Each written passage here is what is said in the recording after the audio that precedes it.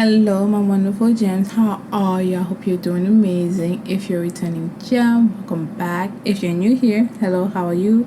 Make sure you subscribe to Vibe, and if you like what you're listening to, then please feel free to like, subscribe, and hit the bell notification. Okay, I'm actually gonna do a Love Island. But it's not a character analysis because these people are not characters, they're actually people. So just a Love Island cast analysis. I started watching Love Island a little bit like at the tail end of stuff when basically everything started getting chaotic and a little bit racist. So I'm definitely not watching any other season after that. And I started watching at the tail end of stuff, and I just realized that some people on Love Island got maybe they may have gotten the edit they got because of the dominant archetype they have. And if you don't know what archetypes is, you can click on the eye chart here where I have an introduction to archetype video, which is where I break down the 8 common archetypes that are common in the world. And the cast of Love Island will be a really good analysis. Okay, so we're going to jump into the cast, and hopefully I can put their pictures right here. And the first person I'm going to talk about is Ace. Ace is actually one of the few cast members where I feel like he has been his genuine self and he has been authentic, at least to his archetype. And funny enough, he was voted least genuine, which is why he was so hurt by that, because he actually possesses 3 of the most genuine archetypes. The first archetype is the king archetype.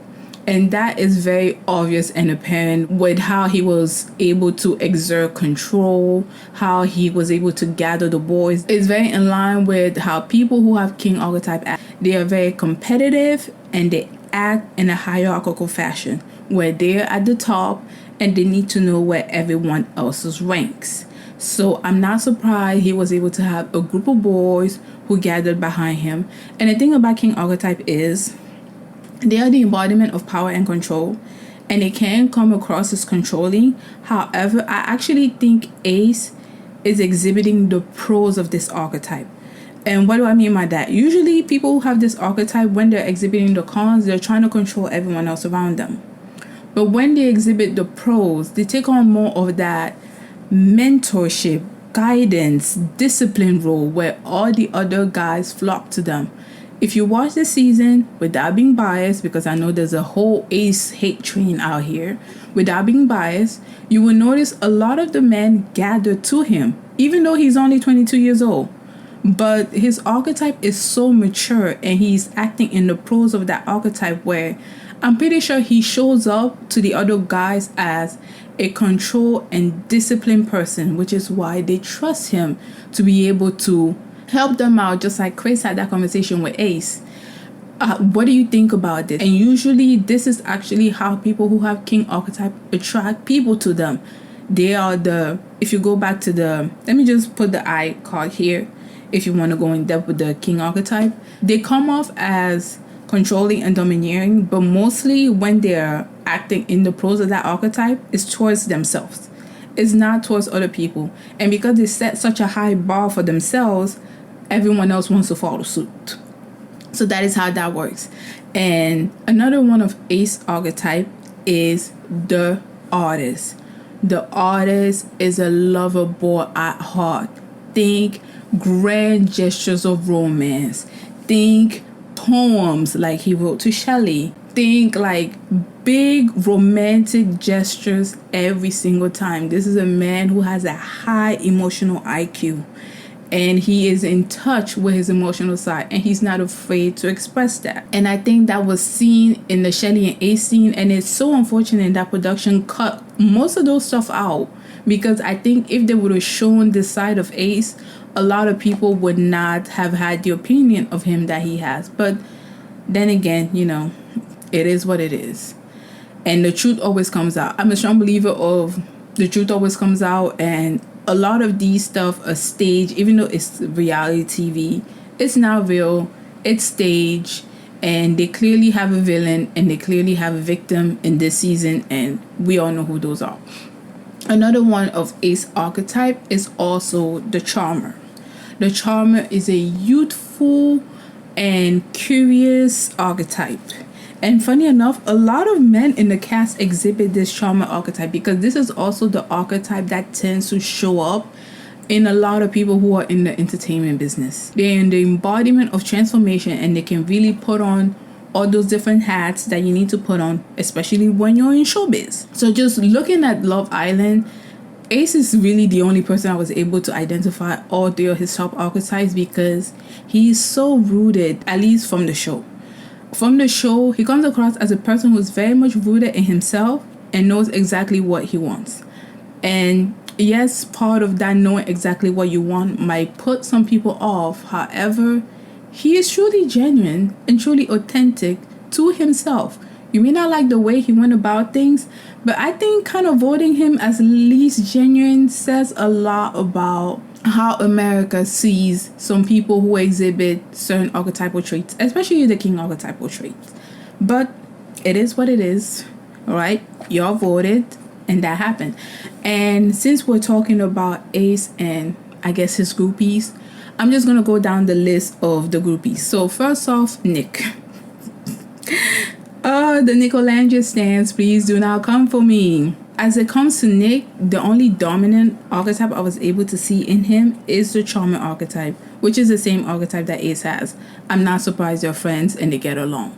It basically means they have similar traits, right? And again, like I said, the charmer is a youthful, curious, transformative archetype, and he's very fun. Nick definitely exhibits those charmer traits to the point where it actually falls in the cons. And that is why, well, maybe not that's why. And the thing about this archetype is most people who have charmer archetype, they tend to be well-traveled. They love different cultures. They love different traditions, and they love exploring the world. Think of the explorer and the wanderer. But the thing is that when the charmer is mature, okay, his exploration and his wandering quest tends to be about the culture, about the tradition, about the people, the history, and all of that. When he's a little bit immature, it can still be all of those stuff that I stated, plus just exploring different type of people he can be intimate with in that culture. Okay, if I'm confusing, let me just break it down. There's some people who travel because they love the culture, and then there's some people who travel because they want to have physical relationships with the people in that culture. And sometimes it's both. All right, I'm pretty sure one of the predominant archetype Nick has is charmer, because he's a well-cultured man. However, he's exhibiting too many traits of the charmer where you can kind of see like the hyper physicality, where he moves from this girl and that girl, and he tends to be very physically affectionate, which is good. Okay, physical affection is good in a relationship, but he also needs to turn on that emotional side of the charmer where he does feel like he has found his root. He has found his, not to be dramatic, I have heard this sometimes, his North Star, whatever you want to call it. He has found his home. Now, talking about Olandria, since we're already talking about Nick, one of the dominant archetype Olandria exhibits is first off the protective mother. She's already talked about how she is the eldest daughter. Most women who are eldest daughters tend to be parentified at a very young age, and I call them the third parent in the household. You know, if it's a 2-parent household, they're the third parent. If it's a 1-parent household, they're the second parent. And most of the daughters, they tend to exhibit 2 different archetypes. One is the nurturing mother archetype, where she's overly affectionate, overly caring, overly sensitive to her siblings. The other one is the protective mother archetype, where she is the defender of the household, defender of her siblings, and defender of the family.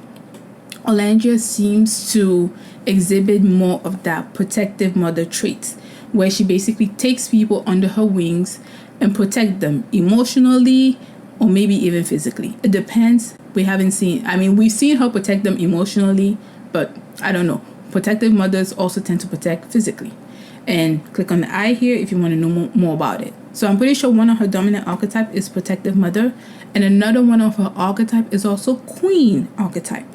The queen is like the king archetype. She is the leader, and both king and queen archetype, they have a duality to them. They have a public persona and a private persona. The public persona is how they want to come across to the world. Okay, like she said, face T, body T, everything T. They come correct when it comes to their public life. Whereas their private life, they can be a little more laid back, a little more chill, and a little more, just go with the flow. That is how people who have queen archetype present. And the same with the king. They can be a little bit more controlling, but again, that control is to themselves. They set a high bar for themselves and they meet that bar. This is also how other people follow them because they're inspirational by nature. That's how they work. I'm not going to hop into that too much. Now, when it comes to Olandria, the archetype of the charmer and the archetype of the protective mother are actually a really good match. They match each other's energy perfectly. And I talked about this about the love options here. They match each other perfectly. So even though people are saying it's staged, it's not real, I would not be surprised if these two people actually, after they get out of the villa, they are still together. I wouldn't be surprised because they're actually an archetypal match and they balance each other. The archetype of the charmer, which is a youthful, boyish archetype, when he pairs up with someone who has protective mother archetype like Olandria, he's able to help her connect more to her inner child, to the inner girl who was not, well, I don't want to say the inner girl who was not fed during childhood. That's a little bit more dramatic. But basically, she's able to connect more to her inner child, to connect more to the little girl on the inside that most women have. And men also have a little boy on the inside. That's fine. And the archetype of the charmer is really able to just let his partners, not just this one, but his partners, be able to connect more to the inner kid in them, and vice versa. The archetype of the protective mother, when she connects with someone who has the archetype of the charmer, she's able to put, what is it called? I don't want to say boundaries, but like set a plan in place. Okay, because he's the adventurer, he's the wanderer, and he just goes with the flow. And the archetype of the protective mother is very much protection, protecting the family, protecting the household, protecting, like emotional protection, sometimes even physical. She's able to put up that barrier where the partner feels safe, feels secure, and basically feels like they're home. That is a big point to note, is that Nick literally told Olandria, I think I'm paraphrasing, but she made him feel like he was at home. And that is a big point of contention, especially for someone who has charmer archetype. They tend to pick partners who make them feel like home. It doesn't mean you always have to have protective mother archetype, but any of the other archetype they connect with, once they have found the partners they tend to pick and tend to be in a long committed relationship with, are partners who make them feel like home. Because he's a wanderer, he has a tendency to explore different cultures and explore different traditions, but after the adventure settles down, they always come back home. So that's how it happens, which is why I am actually team Olandria. I don't understand how people don't see how these two work well together. I mean, I think most people see it, but then other people are like, it's staged. It may be staged, all right, but the likelihood of success, I can actually see this relationship being successful in the world. Okay, so that is that about those two. Now to Taylor. Taylor did not do himself justice. Anyways, one of Taylor's most predominant archetype is the charmer archetype. Same as Nick, same as Ace. No wonder they're friends. Again, they're the same. They have the same archetype. However, unlike Nick, who is exhibiting too many traits of the charmer archetype, Taylor is not exhibiting enough, which is why he falls into the childish category of the charmer. This is where someone who has this archetype, again, they feel like they're a little kid who is being reprimanded by their partner. They can't feel like themselves. They do not say what's on their mind, which is not actually in line with this archetype, because charmer men tend to say exactly what's on their mind, even if they pass it off as a joke. So he tends to not say what's on his mind, and they're not direct. And I think that's exactly what we saw between that whole coupling between Taylor and Olandria. Her predominant archetype came out, how she was protective of him and made sure he stayed in the villa. Because he's exhibiting the childish side of the archetype, which is the immaturity, and not the childlike side, which is curiosity and adventure, he's not able to really express what's on his mind. And the way he went about it was so wrong. It was like, that whole stand on business thing was so disgusting. But anyways, so that's basically all I have to say about Taylor. I kind of started late in the game, and I'm not going to start from the first episode. It's just this whole season, when the racism came out, I was just, I was like, I'm not even going to go back and review the whole thing. But basically, that is that for Taylor. And since we're talking about Taylor, we might as well talk about Clarke. Clarke, from what I have seen on screen, she doesn't give you much. You can't really pin her down. Although people try to make her out to be the mean girl because of her facial expressions, usually when Clarke is on screen, I barely even notice her. She seems very unproblematic. She seems like she's the type of person who keeps to herself. She seems like she's a little bit reserved, and she does not give you enough, which is leading me to believe she has the archetype of the mystic. And the archetype of the mystic is a quiet, reserved, stoic archetype. She's the depiction of acceptance and detachment. The archetype of the mystic is actually another pairing of someone who has charmer archetype. However, that is when they are in their childlike state, meaning when they are in the curious, boyish, adventurous state, not when they're childish. And one thing I've always said about the archetype of the charmer is they should not date anyone when they're immature, because they don't know how to communicate. They will just switch up. Basically, like Taylor did, just switch up. They don't know how to communicate their feelings. They don't know how to communicate their emotions. And this is regardless of age, which is scary.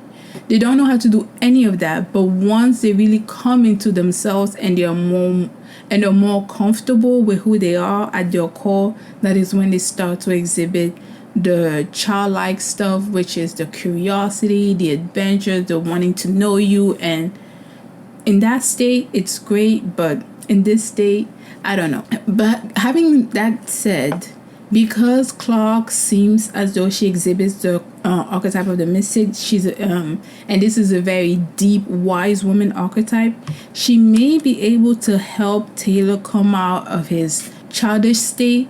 However, I am not the type of person who's going to support a woman trying to build a man. I'm just not that type of girl, okay?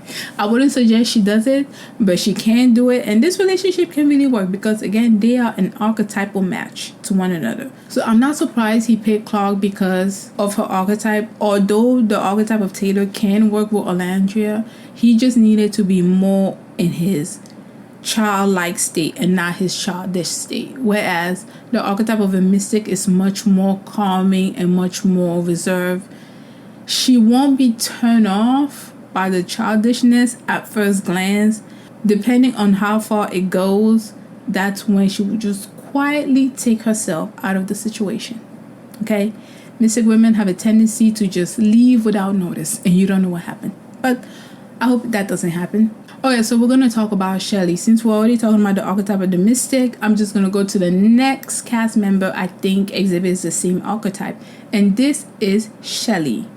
Chelley comes across as, the thing with Chelley is, if you pay attention to it, or maybe it's just the way I saw, or maybe just the way I was watching, again, Chelley did not give me too much.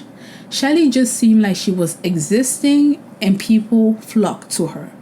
This again is a representation of the archetype of the mystic. It is a very quiet, reserved archetype. However, Chelley also has a much more playful archetype, which is the charmer. Again, I'm not surprised she connected with Ace because he has the same charmer archetype as her, and she also has mystic archetype, which is, again, quiet, stoic, reserved onto themselves, and they have a tendency to provide a safe space for their partner. Now, the pairing between the king archetype and the mystic archetype is an archetypal pairing. These two pair together very well. That is why it translated on screen as if they were literally a married couple, as if they had been in a relationship together for so long, even though they hadn't. These two pair together very well. Most people who have king archetype, just like queen archetype, they have this duality of public life and private life. Love Island is public life to someone who has king archetype. Everything is on screen, you're being recorded 24/7. So someone who has that archetype, there's some stuff they're not going to do in the public. And I think we basically saw that with Ace. There was some stuff he was not going to do in the public. And the archetype of the mystic understands that duality that people who have king archetype have, which is why they're a good pairing, because when these two pair together, the archetype of the king will go out, work on whatever he needs to work on. You know, he's a public face or something, and then comes back at night in his private home where he has his partner who has this archetype of the mystic, where he can just basically be himself, feel as though he's safe to express himself, because they have that division between public life and private life. And the archetype of the mystic is able to understand that duality and hold space for his public persona and his private persona. These two, they work well. They're a strong couple. Still do not know how y'all voted them out, but again, it's probably the Ace hate train. But anyways, I would not be surprised if they actually do date in the outside world and for a long period of time. And since we're talking about the Ace hate train, let's just talk about it. Why people still like justice for Jeremiah? So Jeremiah was kicked out episode 18, and I started watching this like way later. But people are still talking about justice for Jeremiah, justice for Jeremiah. From what I've seen, like, can y'all move on? Can y'all seriously move on? Just say you hate Ace instead of trying to hide behind this justice for Jeremiah thing. Like, someone who's been kicked out a while ago, I'm aware that there was another cast member who basically berated him on international television, but most of the bulk of the vitriol I'm seeing online is because Ace kicked out Jeremiah. And it's just very bizarre. It's like, we are on chapter 35. Why y'all talking about something that happened in chapter 18? Doesn't make sense. But anyways, since I'm already talking about so-called justice for Jeremiah, let's just jump into Jeremiah's archetype. And again, I did not go back and watch the other episode because the racism was so disgusting and I was not going to torture myself through that. So, but from what I've seen online and from Jeremiah's persona, he seems to exhibit the archetype of the hermit. And the archetype of the hermit is almost the same as the mystic, and he's the old wise man. However, in Jeremiah's case, from what I have seen, because one, I did not watch the episodes, I'm not going to torture myself, and two, I have seen the way he acts online, he is acting in the immature state of the hermit, which is very unfortunate. I don't think I've ever actually met someone who has an immature hermit archetype or an immature mystic archetype, because these are people who come across as very mature and very wise. They're the old wise men and old wise women. And same as the mystic, like I said, with Clarke and Chelley, this person is a very quiet, reserved, to themselves person. They like peace, and they offer a safe space for their partner. They're the embodiment of acceptance and detachment. And I can actually see that in Jeremiah a little bit. However, when you're grounded in your archetype, or when you're acting in the pose of this archetype, you can still accept another perspective or accept another idea from someone else, but you still think for yourself. And I'm not saying Jeremiah does not think for himself, but it seems as though he's kind of wishy-washy. It seems as though when someone says something to him, he runs with that. And then someone else says something that is contradictory to that, then he runs with that. And then someone else says something and he runs with that. That is very immature for someone who has this archetype of acceptance, because the thing about this archetype is they're natural diplomats. So they are able to see multiple perspectives. However, even in that diplomacy, they have a set of rules for themselves. It doesn't seem like Jeremiah is very rooted in himself. It doesn't seem like he has a concrete, a concrete sense of identity. I know it sounds so harsh, but it doesn't seem like, though, the fact that someone can say something and he completely switches up is it's kind of immature. It's very immature. He needs to be able to think for himself, come up with his own ideas, and still be able to see the other perspective. Because that is how this archetype actually shows up in his prose. You're able to come up with your own ideas, your own thoughts, feel a certain way about something, and still be able to see another perspective. But he doesn't give me that. Unfortunately, he doesn't. He seems like as though when someone says something, he sees that perspective, runs with it. Someone says something else, he sees that perspective and runs with it. But no, like, I feel like he has a lot of work to do. And people who are like, justice for Jeremiah, I don't understand y'all. Y'all are, just say you hate Ace. It makes much more sense for you to say you hate Ace than to go campaigning for someone who was kicked off chapter 18 when we are already on chapter 35. That is ridiculous. Y'all are not making sense. And another point to note is, if you're one of those people who are like justice for Jeremiah, you may have come across someone who has one of Ace's archetype, and I'm pretty sure it is the king archetype you came across. That controlling nature. Maybe you had a guy in high school or college who was mean to you for no apparent reason, and that is probably that controlling nature of the king archetype that you saw in Ace and started projecting. Because there are 8 common archetypes overall, and these archetypes, they tend to balance each other. If you look at the archetypal wheel I made right here, you will see the king archetype is in direct opposition to the hermit archetype, meaning these 2 archetypes do not get along. They are like water and oil. They don't get along. Men who have king archetype, they are the embodiment of power and control. They like to be in the know-how, to understand what's happening around them and to know what's going on. Men who have hermit archetype are to themselves and they are stoic. So if these 2 come across one another, one is going to try to poke the other one to try to get to know them. The other one is basically going to try and run away and not cause a scene. That is how that tends to happen. They do not get along. They don't like each other. Maybe Ace didn't like Jeremiah. I don't know. I'm not going to go torture myself and watch that mess. Not happening.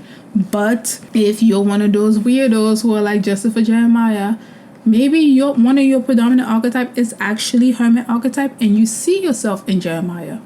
Or one of your predominant archetype is sage archetype, which is an archetypal match with the king. Maybe you were in a tumultuous relationship with someone who used you for your network or your knowledge, and now you don't like people who exhibit those same traits.